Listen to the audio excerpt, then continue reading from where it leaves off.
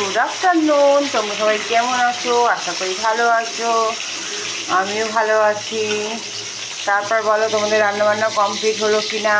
আমার এখনও চলছে। আজকে একদম সিম্পল রান্না করবো, বেশি কিছু রান্না করব না। এখন আমি পটল ভাজছি, একদম কচি কচি পটল, খোসা ছাড়াতে হয় না। কচি কচি পটলে খোসা একটু ভাজলে বেশি ভালো লাগে। একটু লবণ দিয়ে হলুদ দিয়ে ভালো করে একটুক্ষণ রেখে ভাজছি। পটল ভাজা খেলে আমার বড় মশাই খুব ভালোবাসে, আমার অতটা ভালো লাগে না, না বড় মশাই খুব ভালোবাসে, ওর জন্য ভাজতেই হয়। আর কী করবো বলো তো, আর করবো হচ্ছে ডিমের অমলেটের ঝোল, যেটা ডিম করে রেখেছি আর আলু ভেজে রেখেছি। ডিমের অমলেটের ঝোল করব অল্প একটু মশলাপাতি দিয়ে, আর আলু আর ঢেঁড়সের তরকারি করব।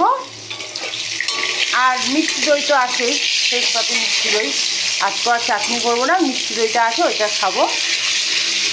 এই রান্না আজকে বেশি রান্না। প্রচণ্ড গরম বন্ধুরা, ভীষণ রোদ আর ভীষণ গরম। যত তাড়াতাড়ি পারছি করার চেষ্টা করছি, তাই তোমাদের সাথে একটুখানি শেয়ার করলাম কী কী রান্না করবো। খাওয়া দাওয়ার সময় তো সাজিয়ে গুছিয়ে নিয়ে বসবই, তখন তো দেখাবই, শেয়ার করবো তোমাদের সাথে, যে এটা একটু শেয়ার করলাম। পটলের গন্ধটা খুব ভালো লাগে আমার।